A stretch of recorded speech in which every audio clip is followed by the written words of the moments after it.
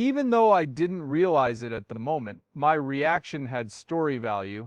See her on TV later in life, and I'll say, that's it, she was performing an opera by Pini. Robert Redford took a giant leap towards directing. He reached a turning point in his career with the 1980 smash hit, Ordinary People. The story follows a wealthy family going through tough times following the accidental death of one son and the suicide attempt of another. It is based on the same titled 1976 book by Judith Guest, because it depicted the gradual rift that can form within a family as a result of melancholy and guilt. The film deeply moved me. A group that Redford assembled performed acts that will live on in infamy. Donald Sutherland portrayed a father battling for the unity of his family, when Mary Tyler Moore portrayed a mother who was emotionally distant and icy. It shocked everyone. Moore is typically cast in roles that are energetic and positive. Judd Hirsch provided therapeutic support to the son, who was 20 years old at the time of the story's events. Timothy Hutton was cast as the son.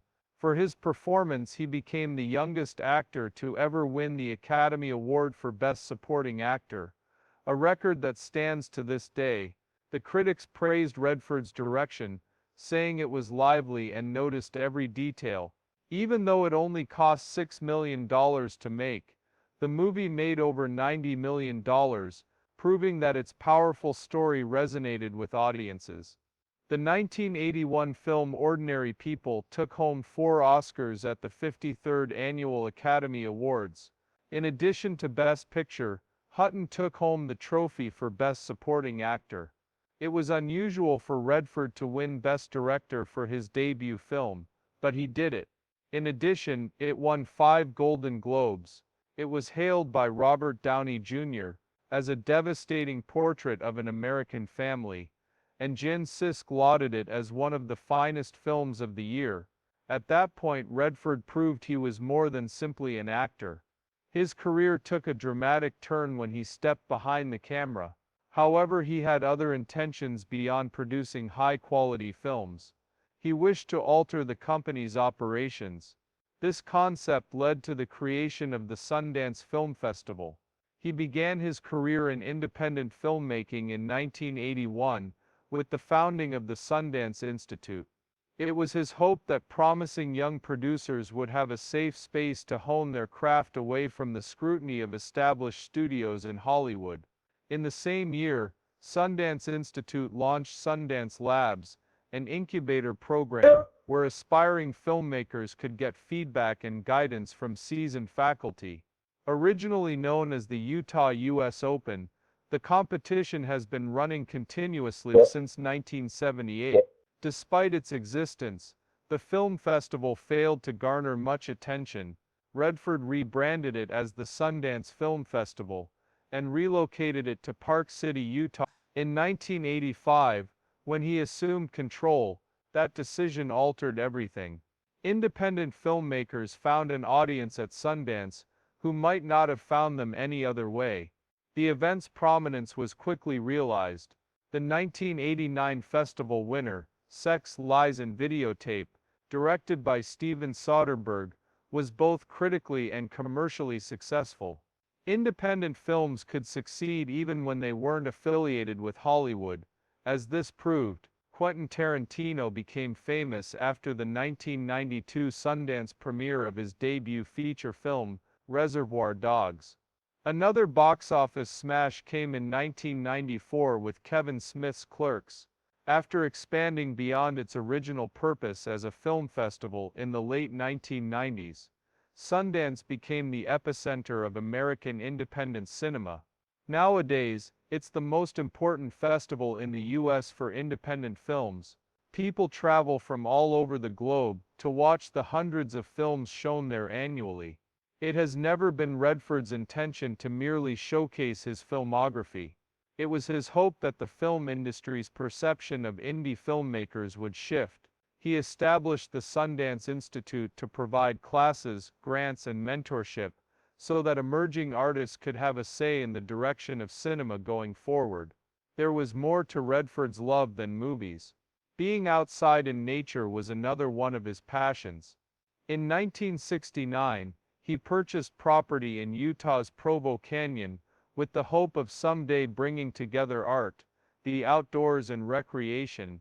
Sundance was his choice of name, inspired by his performance in the film Butch Cassidy and the Sundance Kid. Developers saw the land as an opportunity for profit, but Redford was opposed to the idea of it being developed into a commercial retreat. He redirected his attention to being eco-conscious and safeguarding the environment. Love, loss, and an intense need to create art have all impacted Robert Redford's life. It was like something out of a movie when his first marriage to Lola Van Wagen began. Lola, a young scholar who had dropped out of college to be with him, and he ran away to Sin City in 1958. His young age was 21. They had to hire a car to make it to the wedding since their combined budget was only $300. However, their unwavering trust in one another, and the path they were charting for the future rendered that irrelevant. When Scott Anthony Redford was born in September 1959, their first child, their unhappy future took a terrible turn. Just 2 months later he passed away from SIDS. Redford carried the guilt of what had happened for quite some time, even though nobody else seemed to notice. After kissing his son goodnight, he awoke to discover his lifeless body in his crib. In his memory, that moment would endure forever. He concluded by saying it was like a scar that never really went away. As a sobering reminder of all they had lost, Scott's grave was located near their Provo, Utah home. Redford continued to feel the effects of loss in his life, despite their best efforts to move on. He and Lola welcomed 3 additional children into the world in 2020, but a tragic event transpired. Primary sclerosing cholangitis is an extremely rare autoimmune liver disease that James Redford, their son born in May 1962, suffered from for a long time. Even after undergoing 2 liver transplants in 1993, his health continued to deteriorate.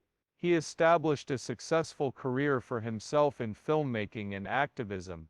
He co-founded the Redford Center with his father to combat climate change through storytelling. He passed away in October 2020 at the age of 58 due to bile duct cancer. As if that weren't bad enough, Redford had tragically lost his twin brothers not long after they were born. A number of Redford's most impactful performances have been informed by his struggles with pain. In 1984's The Natural, he played the lead role of Roy Hobbs, a baseball player whose career takes a tragic turn, but then stages an iconic comeback. The film immediately became a classic after winning 4 Academy Awards. The part was memorable because Redford played it with strength and weakness. The following year, with the release of Out of Africa, his work reached a whole new level. In a big love story adapted from Karen Blixen's autobiography, he co-starred with Meryl Streep as the independent hunter Dennis Finch Hatton. After its 1985 release, the film went on to win 7 Oscars, including Best Picture. He added depth and beauty to the already poignant story, as a man caught between love and freedom. The chemistry between him and Streep was electric. At 77 years of age, Redford proved he could still hold his own in a film after all these years. His role as a lost sailor in the 2013 survival film All Is Lost was his acting debut. He was the sole storyteller, because dialogue was so rare in the film. His expressions and body language conveyed his fear, resolve, and exhaustion. According to critics, it was one of his finest roles to date, proving that he remained a screen-commanding presence well into his 70s. Afterwards, an unexpected turn of events. Playing the role of Alexander Pierce, Redford became a member of the Marvel Cinematic Universe in 2014's Captain America: The Winter Soldier. It was a surprising change of pace for the actor, who usually plays heroic roles, to play a high-ranking SHIELD official who secretly works for Hydra. He contributed to the film's exploration of corruption and power by portraying a terrifying antagonist, who was cool but brutal. After that, in 2019, he made a brief but significant return appearance in Avengers Endgame. He played this role in one of his final films. After more than 60 years in the film industry, Redford decided it was time to call it quits in 20. Forrest Tucker, the real-life bank robber who escaped prison multiple times, was portrayed by him in his final leading role, The Old Man and the Gun. Even though he was 81 years old, he brought a lot of energy and fun to the role. Not a crime run, but more of an adventure. That was Tucker's story. Redford made his retirement official not long after the film's release by announcing that it would be his final role. Robert Redford was initially hesitant to star in The Way We Were. After reading the script, Hubble Gardner felt underdeveloped because Barbra Streisand's character, Katie Morosky, received too much screen time. The role has no depth, and I asked, who is this guy? He told director Sidney Pollack, what is his design? He was averse to playing a stereotypical love interest, particularly in a film that seemed to revolve around Streisand. No, this artist kept going. He enlisted the help of authors David Rayfield and Alvin Sargent to imbue Hubble with the personality, giving him greater dimension and purpose. Even then, Redford had concerns. On set, Streisand had a strong attitude, and he was afraid of her. His worst fear was that she would steal the spotlight from him and ruin his performance. At one point, he inquired, excuse me, he said, she's not going to sing in the middle of the movie, is she? Instead of making the film an advertisement for Streisand's music, he wished it would remain focused on the plot. She was adamant about having Redford as her co-star, so she persisted in trying to convince him. While filming Up the Sandbox in Africa, she received a telegram that read Barra to let her know that Redford had finally committed to being in the film. Pollack did this. Production on the film began in 1972, but tensions remained high throughout. Streisand found it difficult to form a personal connection to Redford because he maintained his distance from her. She later remarked that he was distant and unapproachable, despite his constant professionalism. Perhaps they were able to perform better due to the physical separation. The couple were head over heels for each other, but the real-life tension between them stemmed from all the ways they were different. The 1973 debut of The Way We Were was followed by an enormous success. The film took home 2 Oscars, and Streisand's career took off thanks to the smash hit title song. Despite the on-screen chemistry, Redford and Streisand never collaborated again. Their relationship was overly complicated, despite her admiration for his professionalism and his admiration for her ability. As Hollywood's golden boy, Robert Redford was beloved by all, but he harbored a grudge against one of his co-stars. In one scene, he expressed his reluctance to kiss her and criticized her for having a shallow character. Additionally, he ensured that they would never collaborate again. Not even the director could alleviate the tension. What follows is a detailed account of the ugly altercation that they attempted to conceal from their admirers earlier today. The actor, Thomas Robert Redford Jr., came into this world in Santa Monica, California, on August 18, 1936. The name Robert Redford fits him well.